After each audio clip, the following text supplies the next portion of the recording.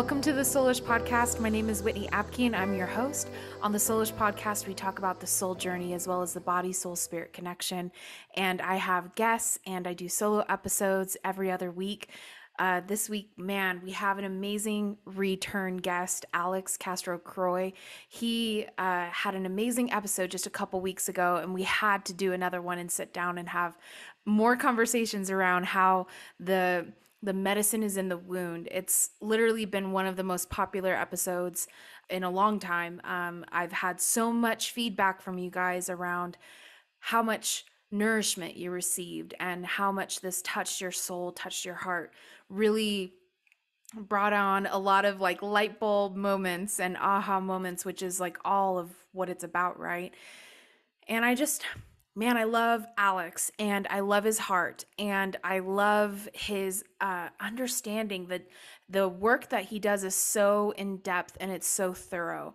So really in bringing him on, it's such a moment of just really getting into it and being real with the process and talking about, the somatic events that happen, the all parts of you events that happen as we heal and how we shift, how we transmute, what that looks like. And I felt like he went so much deeper in this episode, and we did kind of do it is kind of a part 2 to his first episode, and it really inspired me just to even hear the feedback, but even for myself of understanding that this is a journey. And this happened in the episode too, where I was like, wow, it's really about the journey. It's really about the process that we go through with healing. It's really about the journey that we take. And so honoring that journey for ourselves and honoring that journey for other people. And for me, like being a healer, being an empath, like I want to fast track through the process. And I've always been like that of, what's the fastest way, up the mountain? I think even my youth pastor asked me that. He said, you can go up the mountain, basically taking all the curves all the way up the mountain, or you can fast track it and you can go just straight up. But if you go straight up, it's much more difficult, right? And you're bypassing, all the little valleys and all the little depths, going back and forth across the mountain as you climb it slower, right? But he always talked about how do we fast track? And I think that's always stuck with me because I've always never wanted to stay in the funk and stay in the mess and stay in the pain and the trauma, I've honestly always wanted to let go, release, not identify. And there's been times where it's been so hard. It's like all I can do is identify with this that happened to me or what was said or how something made me feel. And it's really hard sometimes to move through that and to really truly release and let go. But what I love about Alex's perspective is that actually there's maybe not, or maybe it's not the best way to go straight up the mountain. Maybe the best way is to take the long journey up, and to climb that hill, whatever that is that you need to climb, and to take your time and revel kind of in the journey and whatever is brought up, as you kind of climb up and turn another corner and see something else from another perspective, or are triggered in a new way with the same thing, the same thing that still hurts, but you're triggered in a new way by something, some experience, someone, right? And it's instead of resenting that, instead of being critical, instead of judging it or yourself, understanding that this is just really a part of the journey, is that sometimes it's a long journey. Sometimes I do believe that things can be just you can shoot straight up the mountain, but sometimes things take a little bit longer, or take a lifetime, and that's okay. I think that doesn't make you less spiritual or less spiritually mature adult or whatever, or a good person or a got it together person, whatever, right? We don't always have it all together. So that idea of that everything can heal within this lifetime, I think is closed-minded a little bit, or even limiting us, because then it's so we have to wait, we have to hold off on our dream or what we want or this thing or that thing until we're healed, right, and complete. And that was something that I definitely experienced in Christianity too, of until I've completely healed from this, I can't be in a relationship with someone, or until I fully heal from this, I can't step up into ministry and lead people and love on people and serve people. It was like you're disqualified because you have sinned and you're recovering, or you're disqualified because you're just a human going through your shit and healing and all of that, right? But that somehow disqualifies you from being able to be in service to others.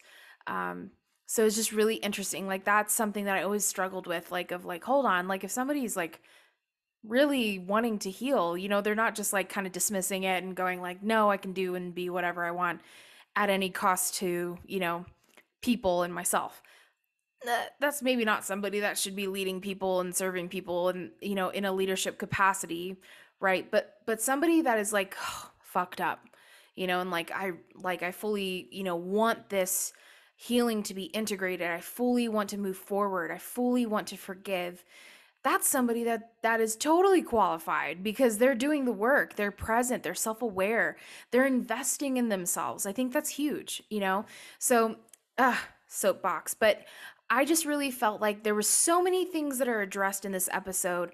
Whatever your background, right? If you come from a religious background like myself, you come purely from a spiritual background, or you come from atheist, agnostic, whatever, Hindu, Buddhist, Muslim, whatever your background is, this podcast is really just a platform for us to continue the conversation about our soul journey.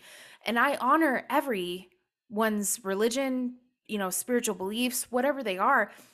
And that's the thing, is that everyone should be honored. Everyone's journey should be honored and respected. We don't have to believe the exact same thing. I think it all ends up in the same pot, so to speak. And I think that's just the different perspectives. And we chose this, for this incarnation. We chose this body. We chose this life. We chose whatever our belief background is, family, dynamics, all of that we chose for a reason. And so I think that is maybe the most empowering comment, belief to even hold, is that I chose this life. I chose to incarnate who I am now, and I chose to incarnate at this time. And I have soul contracts, agreements, right, with other people, including myself, including my spirit team, including God. That I asked for this. Like I asked to go through this. I asked to be in this process so that I could heal, so that I could transmute, so that I could shift, so that I could really have like a moment that is huge and shifts my soul journey, And I think that's really helpful in understanding that like this is one of how many lives that you've lived and that you will live. So let's make the most of it. Let's actually do the work. Let's not tap out. Let's not, sign off just yet, because there's so much more work to be done. And we signed up for this for life. So if we think that we're going to just be able to heal everything and not have anything that we need to heal, anything we need to work on, anything we need to shift or transmute for our entire lives, that's funny, because that's what we came here to do. We came here to shift things within ourselves, shift things within other people and within the planet, within the energetic environment in which we live, right? That's why we came here. And so we are always working on something, and something is always connected and relating to ourselves. So I think it's so huge to have this conversation, to continue to have this conversation, because we need to have this conversation. And one thing I love about this conversation with Alex is we talk about how, the medicine is in the wound, and how do you start the healing process? Forgiveness. So I hope you guys enjoy. This is an amazing episode. Soak it in, soak it up, rewatch, re-listen to both of Alex's episodes. They're amazing. And I just am really excited to get into this conversation and to share it with you, my soulish tribe, my soulish fam.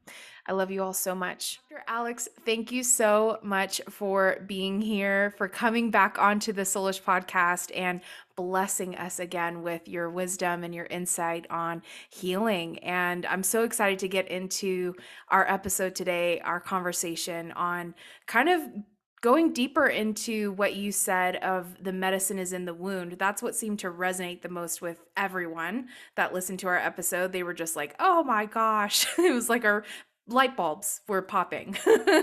We're blinking, and people were kind of realizing like we are empowered, Right. and we are not victims, and the medicine, exactly what we need in order to move forward and move on, is in the experience, is in that wound, is in that trauma, is in whatever is unhealed.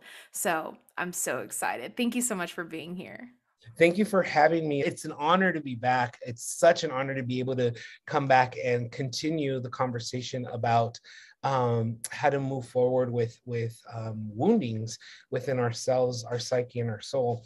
And so, thank you for having me again. And it's always refreshing to hear that people are processing, are open to um, uh, more knowledge and tools that's going to help them move forward. It is. It's so good because as others heal, so do we, Yeah, right? Because we're exactly. so connected. And so Exactly. it's important. That's why I have this platform, because I know that I'm not the only one on a soul journey. I'm not the Right. only one dealing with my ish. Yeah, exactly. Yes, So it's so definitely. good. Yeah. Let's just get into it, man, cuz woo, this was such an amazing comment, point, statement, oh, like that you made. It was just so good when you said the medicine is in the wound. And I felt it myself too, of like, oh my gosh, like I was having flashbacks of everything I've ever experienced that was painful, or even maybe that still coming up today, that like, oh, I need to really dig in. I need to not avoid. I need to not, restrict myself or push away that thought, even, or that emotion that's coming up. Instead, I need to dig into it. I need to find that little gold of the medicine, in order to actually truly heal and move forward, and not continue to avoid and perpetuate those Yeah. same cycles of unhealed trauma or pain or hurt. And I loved part what of you the, said. yeah, I'm sorry. And one of the things that I just want to reiterate, the cycle that we have to be mindful of is when we've been wounded, the cycle that you were referring to doesn't show up in only behaviors. They can be cycles of feeling. Am I letting my resentment dominate my behavior? Am I letting my resentment or my hurt, my suffering allow to dominate my thoughts? I'm allowing my resentment to hone me down, arrest me spiritually in my relationship with myself. And so when you said cycles, for me, it's very imperative that we do an inventory of how has not dealing with my trauma put me in different cycles of behaviors within my 5 domains: physical, emotional, relational, mental, and spiritual. And it's hindering me from being authentic, showing up genuinely in my relationships, at work, with loved ones, right? Yes. And it can go unnoticed, right? Like we can just think like, oh, like I keep having a bad relationship, right? Or I keep experiencing the same thing financially. Like finances keep just bottoming out. I never have enough. Right. Like I'm always like a couple $100 after rent and bills and everything, and it's like, oh, now I'm Yeah. stressed. Why does this keep happening? Because there's an energy, there's something that is cultivating, is ruminating, maybe is Right. the better word, Yep. within us, that is cycling through and just repeating until we actually address it. Right. And so when we talk about let's jump in, let's talk about, let's go in, going back to the original concept of the medicine is in the wound. I want to remind all your listeners, all the individuals who are listening to this, that I use that analogy and the metaphor of penicillin. Mm. Penicillin is strong medication that came forth in growth of bacteria. We found the medicine in the midst of bacteria. Mm-hmm. The The nasty. medicine, yeah, the nasty. It was, if you think about bacteria, it's just germs. It's nasty. It's you don't want that. You want to get rid of bacteria. However, the medicine came because of the bacteria. The bacteria needed to transmute, transform in order for the medicine to come through. And we consciously take penicillin. Penicillin is a very strong medication that came out of bacteria that we consciously take to heal. And when you think about, wait a minute, there's a contradiction there. You mean that bacteria created this medication that we consciously take in our body to kill other bacteria? Exactly. And so when we look at that metaphor of, wait a minute, so something bacteria, a combination of bacteria put together, bring forth medicine, to a strong medicine to heal and restore. Exactly. And that's where I got the concept and the better understanding of the medicine is in the wound. Mm-hmm. When we look at how we've been wounded, we have to go through an alchemical transmutation process of, yes, I was wounded, but now I'm going to allow the wounding, almost like the caterpillar becoming a butterfly, to go into this cocoon of transformation, of transmutation. And it's going to be a process, not an event. Yeah. It's going to be a process. It's going to take time, which requires patience, learning, sitting back, observing, not absorbing, of what's going on within me as I heal and restore. So good.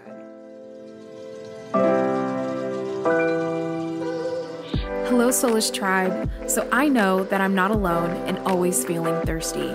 Even though I hydrate throughout the day, I'm always feeling that I need more water, especially after those cycling classes. My friends James and Mark over at Zaka have the perfect solution. Zaka's Hydration and Liver Aid is the #1 recovery and hydration solution for working out, jet lag, or drinking, maybe just a little too much. Zaka uses herbs such as Japanese raisin as well as other natural and fermented ingredients that are safe and without artificial flavors.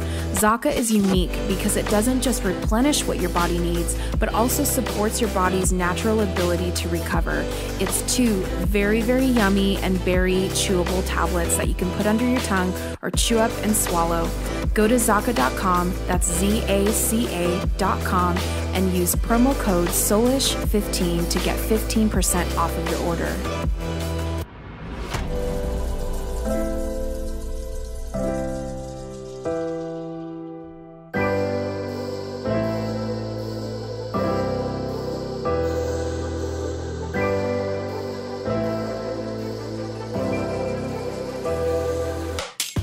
If you're needing healing and an integration of that healing, I've just released a healing package that is just for that purpose. My healing package allows you to truly invest in your healing with 4 2-hour sessions that will support you to reveal, heal, and integrate. Whether you're going through a difficult time or simply want to dig deeper, this package is here for you and with a 50% discount. I truly care that my clients not only experience healing, connection, and freedom during our sessions, but in their everyday lives as well. And this is a typical issue that I see with people that just book one session, is that they miss that integration piece that is so important. Go to whitneyapke.com/book to invest in your healing now. When we look at trauma and look at how we can heal from it, that concept of the medicine is in the wound. It's an invitation for us to disconnect from out here and reconnect in here. Mm-hmm. Dive in. Mm-hmm. Come in to your domains of yourself. Create this cocoon.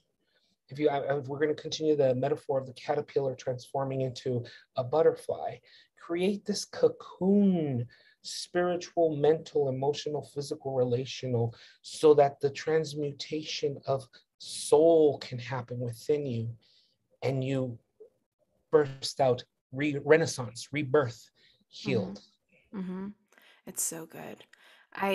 I think one of the most important parts of that is just kind of breaking it down. And how do we do that? We do Right. that by asking the questions of, if I actually go where it's festering, if I go there, if I acknowledge why it hurts, of where it's hurting me actually, of where this actually goes down to in the little bottom depths, that's where you can actually find the truth that's already within you, which can then transform, transmute, right? Of like if I'm having an expression that says I'm unworthy of love, right?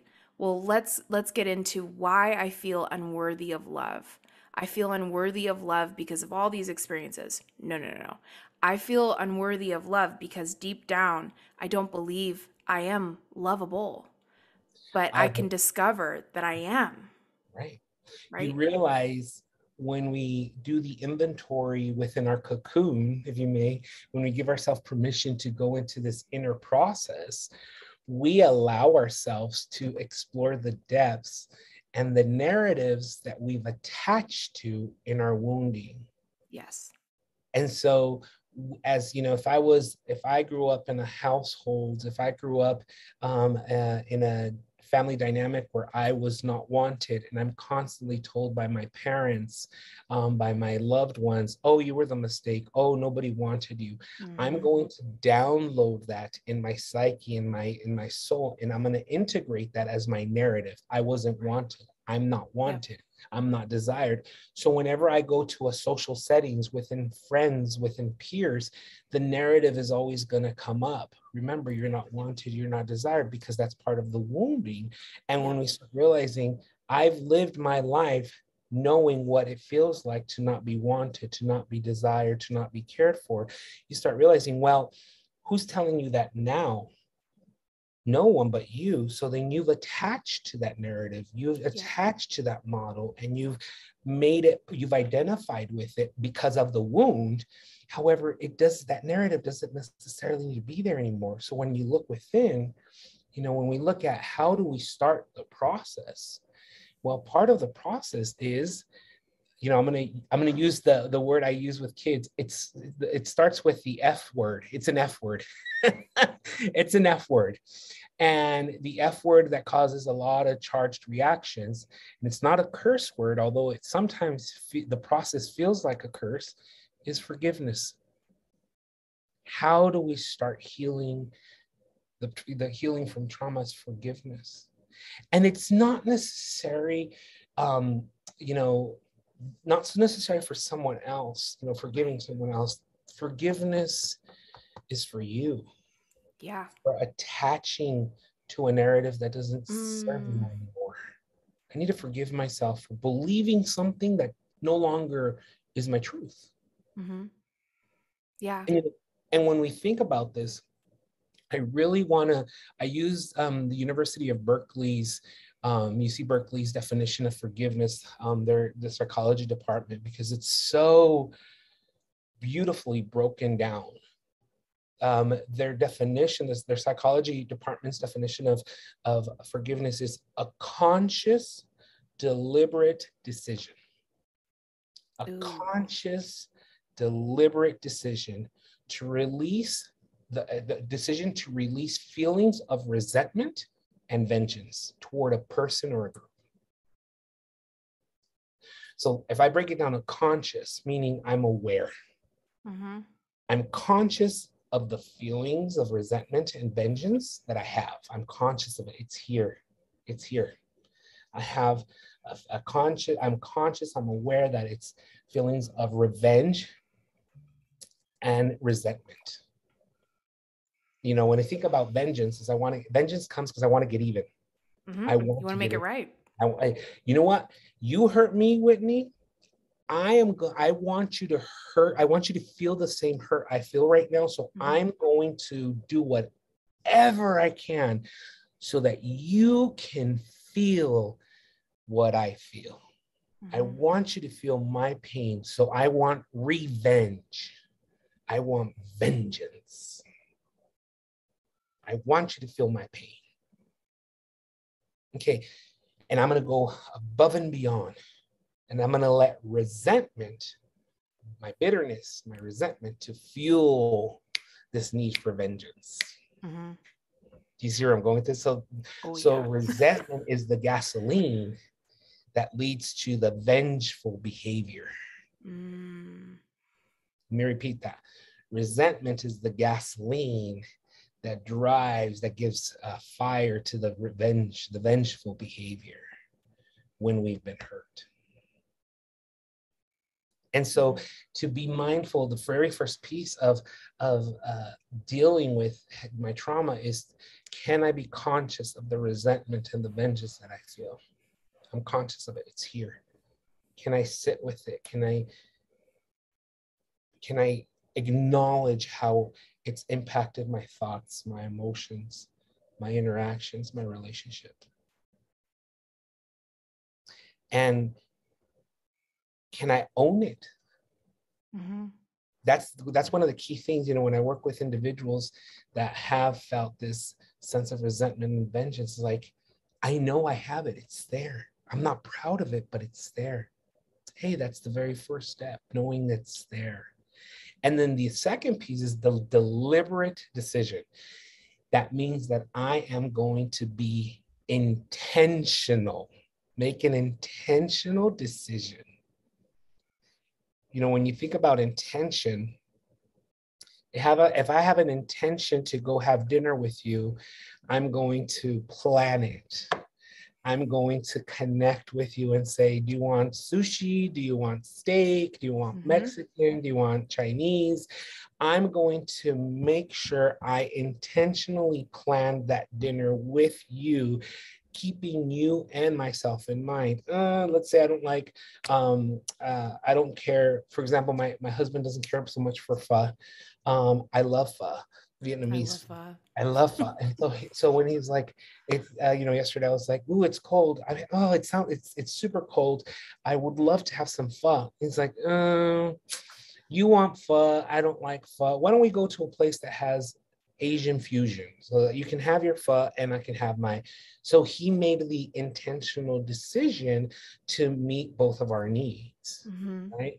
And a lot of times that deliberate, intentional has to come with, do I want to have relationship with this person? Yeah. Do I want to salvage what I have with you? If I had a falling out with you, Whitney, I'll share a real scenario with you. I have a very near and dear, close friend of mine that we had a falling out in 2016. But we both recognized we needed some time apart.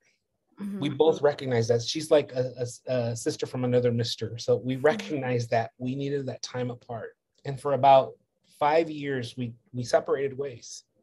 Wow. And we had to have our own healing. She had to do her own healing. I had to do my own healing. We separated.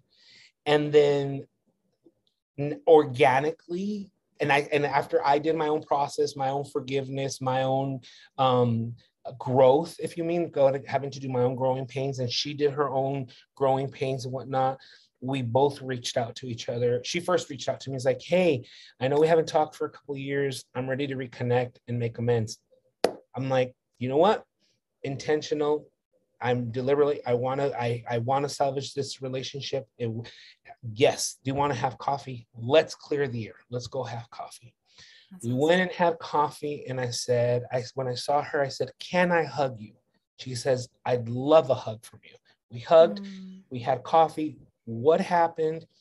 Her perspective, my perspective, miscommunication, falling out, but we needed that time to be able to reconnect. And what did you learn when you were on when we were on the outs? What did you learn when we were on the outs? And we realized that we still love and care for each other. And we needed that time apart so that we both can grow and reconnect. But we were deliberate. Like, there was a part of me that's like, I had a choice. Yes. Do I have a choice to reconnect? And when people heard about it, it's like, wait a minute, you guys are connected again? Yes. Oh my God, how amazing. Can we get together? Yes. Because people were still having contacts, but they never, out of respect, they never brought up what, they weren't going to pry. However, when they heard that we reconnected, it brought a sense of joy, of Mm. community, because they realized now we're connected, and it's almost like we never disconnected. That Mhm. authenticity and genuineness. So when we look at forgiveness, it allows us to, and I did ask her for forgiveness. Like, I'm sorry for not allowing myself to clarify. And she said the same thing. It's like, I'm sorry for that time that went by. And I was like, but you know what? I'm grateful for it too, because it allowed Yeah. me to be better and show up even without any resentments. I can show up in this relationship without any resentments, any Yeah. fears, and be authentic and genuine.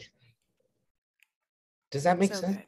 So good. It's so needed. Like, I think we oftentimes don't take the time, whether Yeah. it's with ourselves or with others. And it's so important because you don't really, if you don't stop to observe, to reflect, how You do you know, move forward?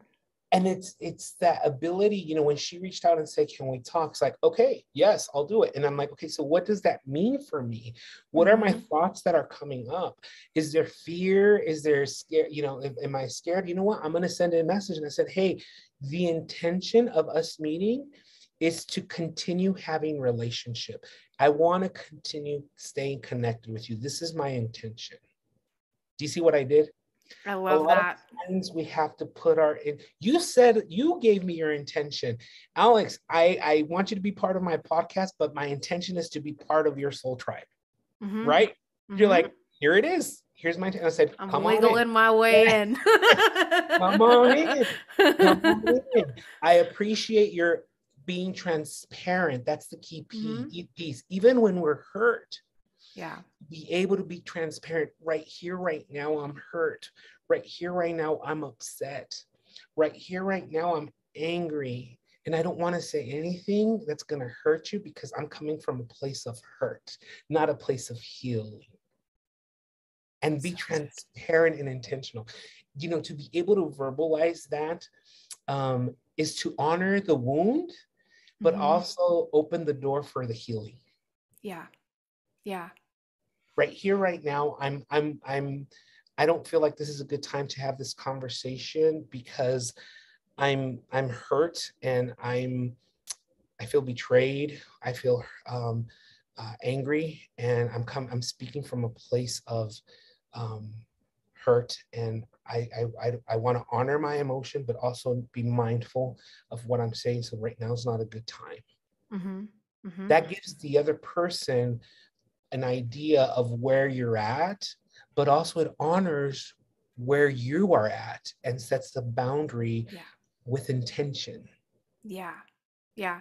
And with kindness, and I would say even love, because that's loving yourself and that's loving someone else enough to give them like what it is that's going on, and to be honest, and to honor yourself is to honor them as well. I think we dishonor ourselves so often, and therefore then dishonor the people in our lives, because I don't think you can do that with somebody else if you don't already do it within yourself, right? Right? So it's so Because we have important to forgive yourself for to that forgive reason. ourselves and honor ourselves in the process of our when we talk about, Dr. Gabor Mate says, um, trauma is how we react to a situation, how we react to a traumatic situation. Traumatic events is what happens outside of us. Trauma is how we respond to it. So we go through traumatic events outside of us, but we experience trauma inside of us. Does that make sense? Mm, A breakup, let's say you and I are in a yeah, relationship, Whitney, and you and I break up. The breakup can be traumatic, right. meaning it's super disoriented. It's a traumatic. We have to split our accounts, our cars, our housing, our pets, our Yeah, furniture. super painful. It's super painful. It's a traumatic. When you think about traumatic events, that's outside of us. Hmm. Trauma is how we respond inside. Does that make sense? Yep. So I So, want to get into this because a lot of people are self-critical and they yes. will blame themselves for anything and everything bad that happens. How do we get out of that cycle? Well, then that's a trauma reaction. Somehow, somewhere, you downloaded this message in your core that you are responsible for everything bad that occurs around you. Mm. So then where do people take responsibility for their actions? So you're always the one to blame? No, It this is always not, this is boils down to you, accurate. right? That you're Yeah, the it one who always said goes, this thing that caused that reaction. It's always you no. that turned that on in somebody else. Like you're the reason. You're the common denominator. So then where's our sense of agencies as individuals? Where is our autonomy? You, Whitney, you and I, you are responsible for your thoughts, your emotion, your choices, your beliefs, your behaviors, your responsibility. I don't make you feel any way. You allow me in, you allow me to influence how you feel. And so when you think about, well, you caused this, no, I had a role in this. However, we both had a situation that was traumatic. That was, the breakup. If we focus on a breakup, and Mm-hmm. each situation is different, right? If it's at Right. work, if it's family, if it's relationship, if it's external. When I talk to victims of crime, it's like, well, what role did I have? You had no role. Well, it was my fault. If I would have gone yesterday instead of this day, for example, a bank robbery, I had a client Right. who's a victim of bank robbery. If I would have gone yesterday like I should have, I wouldn't happen on this day. I wouldn't have been involved in the bank robbery. It's like, okay, but now you're taking responsibility for things you can't control. Right. So who, and I use this a lot. It's like, who made you supervisor of human beings, the supervisor, and to determine and dictate, it's my fault. Who made you the supervisor and give you the authority to assign responsibility over things you can't control? Yeah, you're kind of like taking on more than you even are allowed to. It's kind of like, So, well, who do you think you are taking so then on? Well, then you cause your own trauma by your cognitive distortions and assigning Yeah. responsibility that doesn't allow you. Again, going back to, that's not your chicken. That's not for you to take on. I love You're, that. That's not your chicken. Can you're we not your just chicken. hashtag that? It's not your chicken. Yeah, that hashtag not your chicken. And for those who haven't heard, go listen to the TED Talk. Yes, that's Yeah. perfect. And so you start realizing you are causing your own trauma. Hmm. You are causing your own chaos because you've attached to a narrative, you've attached to somebody's projection. Someone did not want to take responsibility for their actions, their behavior, their thoughts. So then they projected it onto you. And are you used to taking on something that doesn't belong to you? Are you used to taking responsibility for others' actions? And now, because of that, you've downloaded it, and you are creating, in every relationship, whether it be at work, at home, at school, you're traumatized in relationships because it's going to be your fault. If anything bad happens, it's up to you. Part It's of a that really process, shitty place to be in. correct? And part of the process, like, wait a minute, going back to, I need to look at myself, create this cocoon. So I have a cognitive distortion. I've attached to a narrative, a belief mentally, and I'm having an emotional reaction to this belief on how I show up in relationship, at work, in Hmm. relationship with others. I've attached to this. It's my responsibility. And I need to, first of all, forgive myself. I'm sorry, Alex, for holding on and doing this to you for so many years. And I'm going to try my best to be mindful, and I'm going to unsubscribe to that narrative, unsubscribe to that issue, Hmm. unsubscribe to it, because it's not helping me. And I forgive myself for holding on to that narrative. Hmm. Hmm. But again, this is it's a process. It's not an event. No, and that's the thing that people want. They want to nuke it in a microwave and make it hot, hot and No, ready. But it it's a is, process. it's a process. It's a process, and it's not an event. And um, it requires us to be patient. Mm. I'm going to mess up. My mind, the brain synapses have been used to a certain way of handling situations. So my brain's going to default to old patterns naturally. I'll give you an example.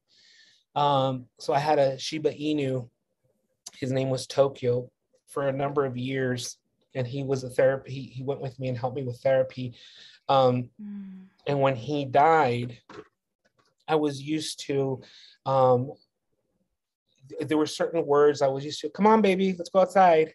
Come on, it's time to go. For the first 3 weeks that he had died, he had passed, I would wake up and engage like, come on, papas, come on, baby. And I was like, oh, I'm so dumb. He's gone. And then the grief would come through, right? The Ah, grief would come through. makes You know, me my little hurt. baby. Yeah. And I was like, oh, my baby's not here anymore. He's gone. He's in a better place. He's not suffering. But I would Mhm. wake up because my brain was so used to this behavior of, come on, papas, got time to go, let's go potty. Come on, papas, let's go potty. And he would wake up and walk outside. My brain was used to that routine. And so Yeah. even after he died and he was put down, I would still wake up and got defaulted to that way of being. And I had to remember to be like, okay, Alex, whew, this is part of the grieving, Mhm. and he's not here anymore. And it's okay. And here comes the emotion, and I honor that emotion. It's part of letting go. And I have to be patient. Each time it's not that I'm going to forget him.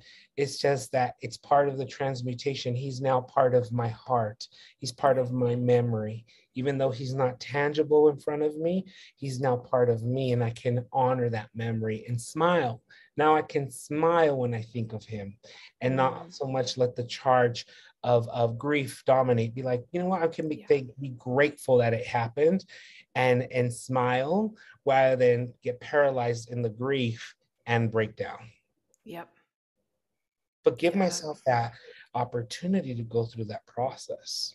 So it's like the negative or unsupportive or challenging thought pattern that's coming in and isn't being helpful, isn't supporting you in your daily life. Also the emotional loop that you're experiencing of all of that grief and the memory and the sorrow of not having that or experiencing what you've experienced if it's another experience. Those are the two things that really you should be allowing to cycle through you and out of you, Right, not cycling, recycling, and right, cycling again. right. It's like allowing it to come through and feeling it, not pushing it away, not avoiding it, but allowing it to cycle through and out of you, like releasing it in the process of allowing it, right? Yes, and that's where I come to the definition again of forgiveness, because part of forgiveness is that intentional decision to release feelings that feed resentment. Yeah. If I don't do this, I'm going to be resentful for myself. Mm-hmm. That's when you default to like, I coulda, shoulda, woulda. I could Mm-hmm. have done better. I should have spent more time. Okay, so then now you're being resentful towards yourself. Yeah. Do you see where I'm going? And so when you make a Yeah. deliberate, intentional choice to release these feelings, you're honoring, forgiving, respecting yourself, and you open the door for healing to come in and transform the trauma, Mm. transform. And that's really the only way. Yeah, There is no other way. right. There's no pill for that. There's Mm-mm. no, you can't.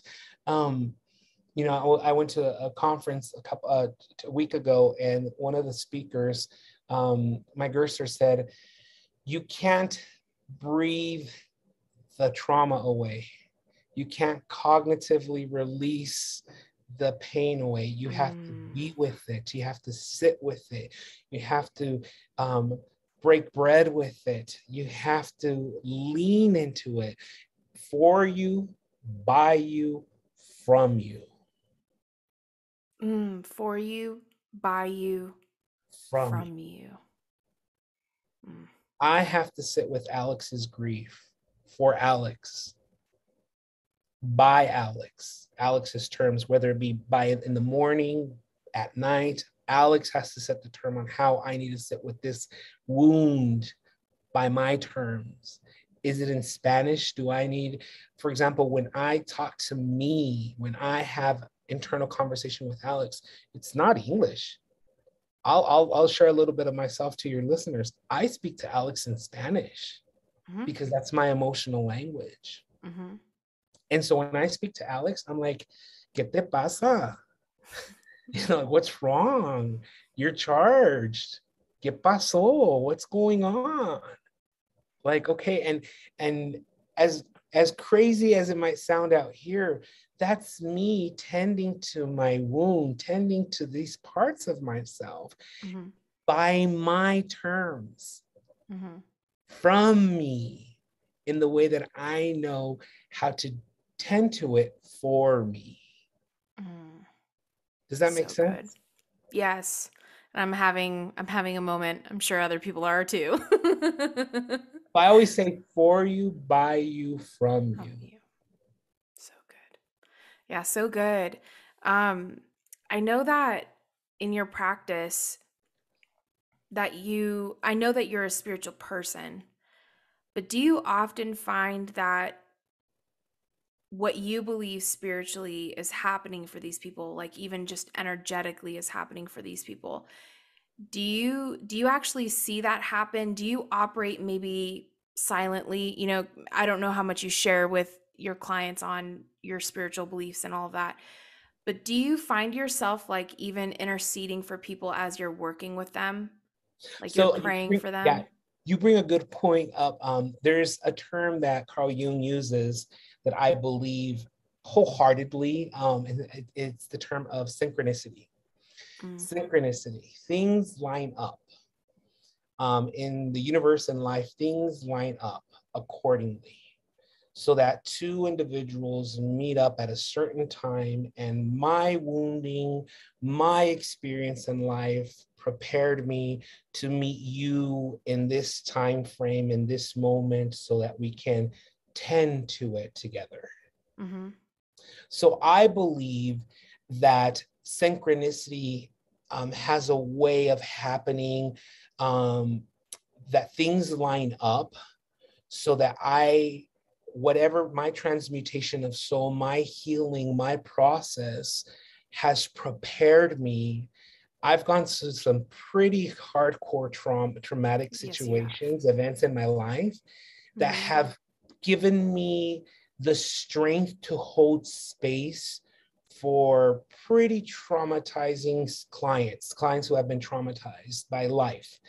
And so I have the ability, the strength, the capacity to hold space for people who have complex compound trauma because Mm-hmm. of the transmutation of my soul, the transmutation of what I've gone through. So I can say that everything I experienced in the past has prepared me, was training to be who I am today. Yeah. But that came to be through my healing, through my process of forgiveness of others and self Mm-hmm. on an ongoing basis. And so when I sit with somebody who has gone through pretty traumatizing events in their life, I am aware that, life, the universe, higher power has aligned this to happen so that I can tend, hold space with them. Mind you, I say Mm-hmm. with them, creating a space, a safe space that promotes healing from within. Yeah. Yeah. That's really good. Yeah, because I know you don't necessarily address like energetics, but I just wondered how your spiritual walk, your spiritual understanding of God, and then also just seeing like the energy that they're sitting in, seeing what is kind of cultivated in their life and their journey, if that is something that you add into your sessions, or maybe you just with that knowledge, with that Yes. understanding, work with them. I do speak on, so when we talk about the five domains, that spiritual component, I always, I'm number one, I'm mindful of how the other, my clients show up in that domain, Yeah. however they define it. Yeah. For some people can be a higher power, universe, energy, spirit, whatever they define it as. I honor that. And I'm also very mindful of, again, going back to that synchronicity, that things lining up. I'm very mindful on how I show up in their space and mindful of how in my, my 5 domains, physical, emotional, relational, mental, and spiritual, how I show up. Now, you know me, I'm very spiritual. I'm a spiritual individual. And so that being said, I honor my spirituality and I honor the other person's spirituality, and I allow myself to show up with them, knowing that this is their space. Does that make sense? And there have been times when people have told me, where do you sit with spirituality? And I say, I'm very eclectic when it comes to spirituality. I believe in, the collective human experience as part of that spirituality. We've all feel love. We all feel, we've all been betrayed. We've all been hurt. And I believe in our humanness, spirituality comes through, and there's space to that. And we all get to determine and define how our humanness connects with spirituality in this space. Yeah. Does that make sense? Yeah. I don't dismiss it. I always acknowledge that our humanness brings in that spirituality, that spirituality component, and whether how you define it and I define it, we can connect in the humanness, bringing that spiritual essence to the space. And people people appreciate that, because I'm not subscribing to one or another. It's just like, it's a universal lens of spirituality that really connects the human spirit, the human individual with another. Right. Yeah. Which is your main realm and domain of which you operate in, is people's humanness, and the raw, the real, the ugly, the beautiful. Like that's all where you kind of hang out in, which is really cool. I just was curious of how you do that as Alex. How does Alex do this, and how do you think of it, and how do you relate, and all of that. So that's really cool.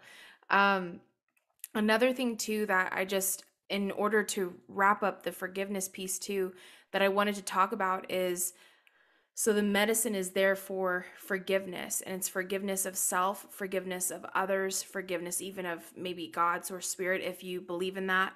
And that is where you can find healing from your trauma. However that process is, which it's a process, not, not an immediate event. Yeah. So the medicine is actually forgiveness. Is there anything else that could come through as there's a lot of things. So here's the other piece, that the medicine is part of it. I mean, the forgiveness is part of it. The other piece of forgiveness has to do with self-acceptance. Because when we forgive ourselves, something detaches. When we forgive someone or we forgive ourselves, something has to be released. Something has to be detached, whether it be resentment, vengeance. And so that it creates a new opportunity to redefine ourselves and start the process of accepting my new me, my new perspective, my new way of seeing things. Meaning, when I just to share an example, when I decided to make peace with the bishop, the overseer that did, that I felt did me harm, when I went to San Antonio and I sat with him and I asked for forgiveness, not for him, but for my sake. And I was given that forgiveness, and I came back and I said, I can no longer blame. I can no longer feel resentment or vengeance towards these individuals, because they've given me something. So that means I need to redefine. And who am I now with this forgiveness? Who am I now in this, when I release this emotion, who am I now? And do I accept my new sense of self? Because now people are like, oh, do you remember so-and-so? Yes. And now I get to smile like, yes. And we made amends. Yeah. Really? Yes, I did. You used to talk all this stuff about them. Yes, but that's not me anymore. And I'm okay with that. And not default back to old patterns. Yeah. And being able to look at, okay, forgiveness is part of it. The other part is redefining, rebirth, and reassessing, who am I now? And we that's a whole nother podcast for another day. But Yeah. the key piece is forgiveness, and also understanding. You brought something up the other time we were talking about, well, what if you can't forgive that other person? Let's say someone harmed you to a place Yeah. where you don't want to forgive them. Correct. Like if somebody did, someone harmed you on a soulful level, your essence, like, yes, you are right. Forgiveness is not necessarily given for the other person, but forgiveness is for yourself, Hmm. for holding on to that desire to be resentful and vengeance when it doesn't serve you. Because we have to be mindful that trauma not transformed is trauma transferred. Yeah. Ooh, that's big. Trauma that I don't transform with. If I grow up resentful towards, let's say, people in position of authority because of my wounding, if I am resentful and revengeful towards people in authority, those people that follow me, that lead me, my children, because this trauma was not transformed within me, it's going to be transferred. I'm going to Mm. teach them to be resentful, teach them to be vengeful towards people in positions of power. And Yes. so that forgiveness piece allows me to detach with intention from the venom that can harm myself, hinder my progress, and my children and those loved ones. So Yeah. forgiveness is not so much for the other person as much as it is for you to detach with love and continue your process growing and evolving. Hmm. Because that person or that experience doesn't feel the fact that you are holding forgiveness against it or them. Right. It's you. So Right. it only really impacts you. And therefore, when you release, when you forgive, you're releasing your energy, your attachment, your focus, um, from that, right? And empower also. You're disempowered and you're re-empowering yourself. You're taking back your power by releasing, which is so important. And gosh, not transferring it, even if it's not like, let's say you don't have kids like me, still every interaction I have, I am operating out of my energy. And if I Correct. haven't released that, then I'm operating out of that energy. That's going to impact people that I work with, friends, family. And there's nothing more rewarding. I'll tell you this: when I made peace with these old directors from the church organization, and I came back and people said, oh, I talked to this person I heard, and guess what they said? And I wish them well, and I wish for them the best. They're like, wait, what happened? Forgiveness happened. They're like, see, when you go through your process of forgiving, Mm-hmm. you give other people the opportunity for them to forgive as well. Wait, you Yeah. did what? Why? Because I needed it, because I needed to grow and let go of that part of my psyche, that part of my mind, my part of my emotion. And because you did it, you become a lighthouse, allowing Mm-hmm. others to also follow. How Yes. did you do it? How was it for you? You know, recircling back with that friend that I disconnected, when people said, well, what happened? What happened needed to happen for us to continue and be stronger in our friendship right now. And now we sit together and we're back into our circle of, support. She's still part of my soul tribe. She's still there. And people are like, wow. And one of our friends said, I appreciate what you guys went through because I can see the power of forgiveness, and it gives me an opportunity to forgive others. And then the conversation came, I have to meet with this person. I have to talk to this person and Mm-hmm. make amends the way you guys have it, because my heart still pulls me to connect with them. There you go. There you go. And that's why we're so connected. You can't think that you're disconnected from others. We are inherently forever connected with each other. So, what I do to heal, to restore, to forgive is going to impact people to do the same and Exactly. influence. And that's what we want. We want a world that is surrounded by forgiveness and love and honesty and honoring each other as well as ourselves. Like that's the world I want to live in. Correct. And a world that can also be graceful.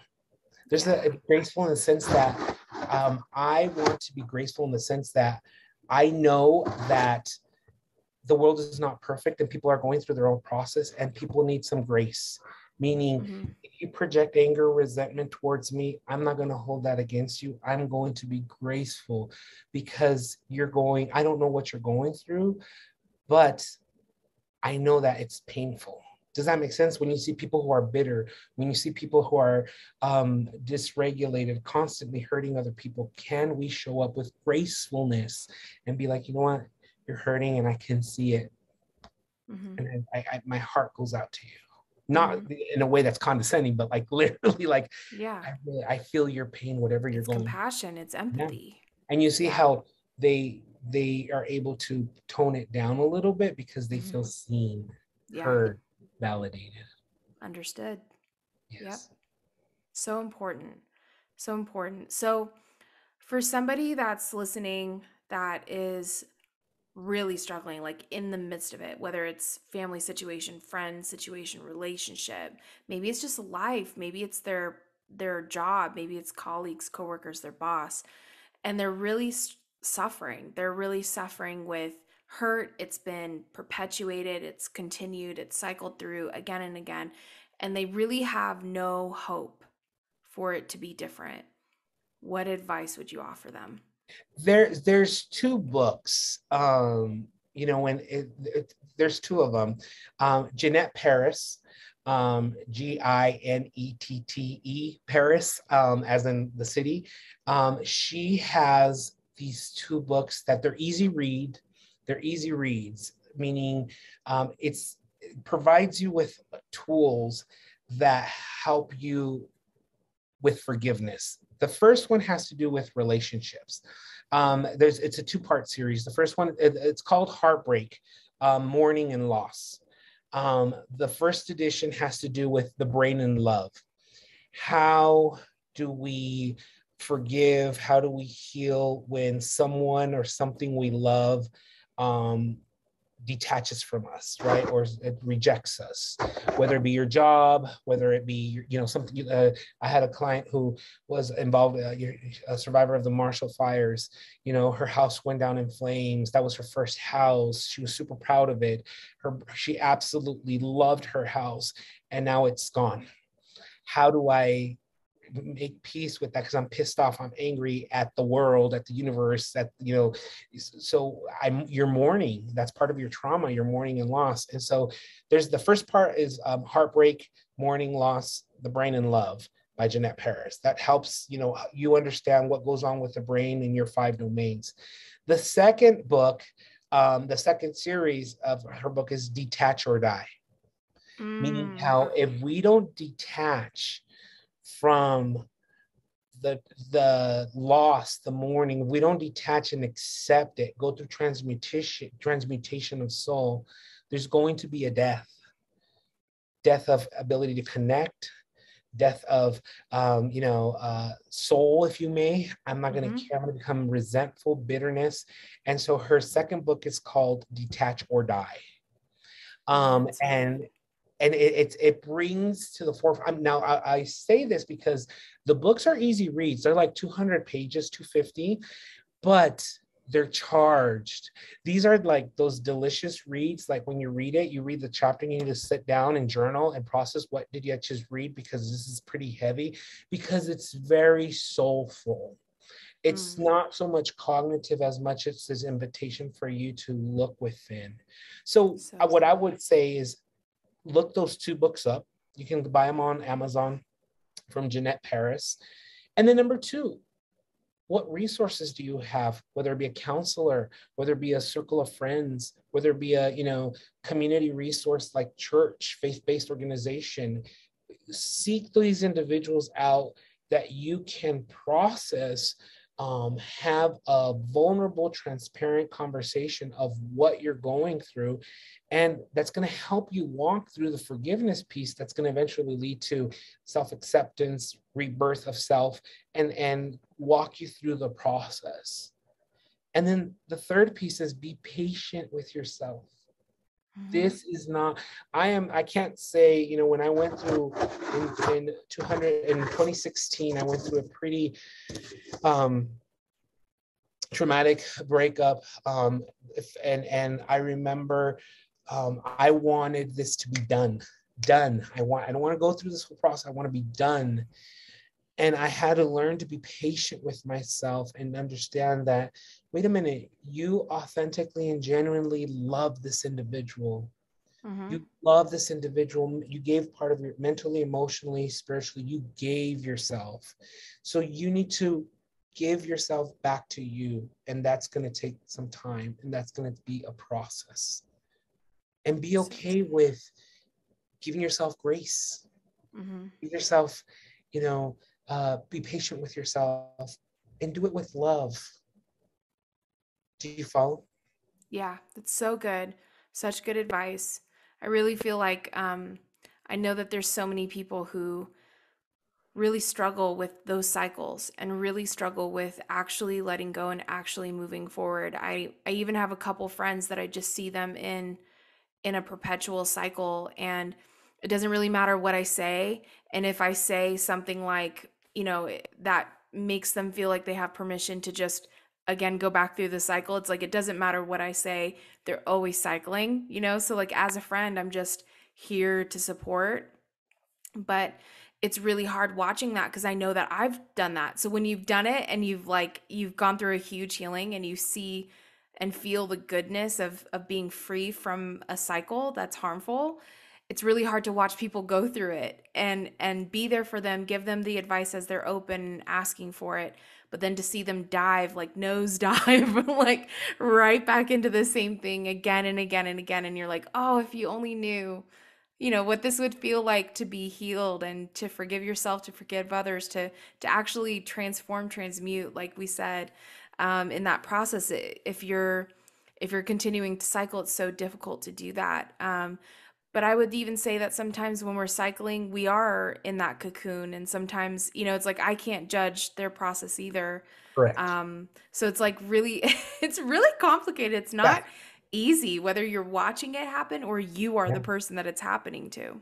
I think one of the key pieces as empaths is when we see other people struggle, we want to help. And a lot of times it's not for us to help, but just to support. Yep. Hey, whatever you're going through, I'm here.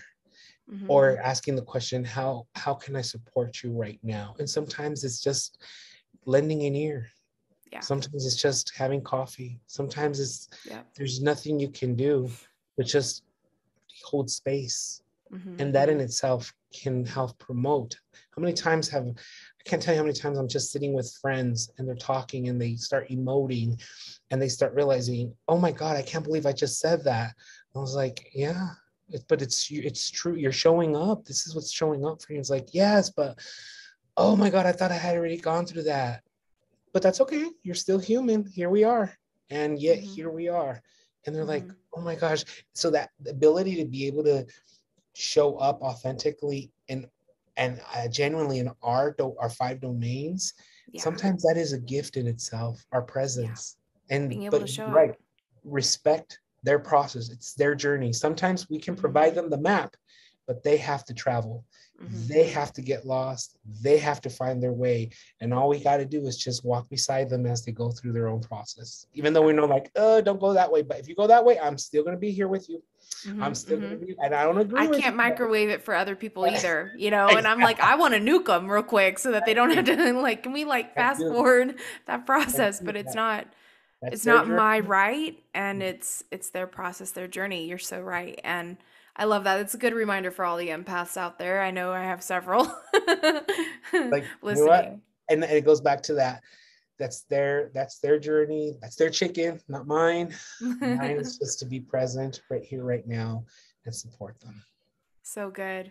The medicine is the wound. I love it. Medicine is in the wound. So good. Yes. Thank you so much, Alex, for this conversation, for encouraging us again and taking us there, man. We went there. Yeah, we always go there. Yes, we do. Yes. Thank you for having me. Yeah, thank you for having me.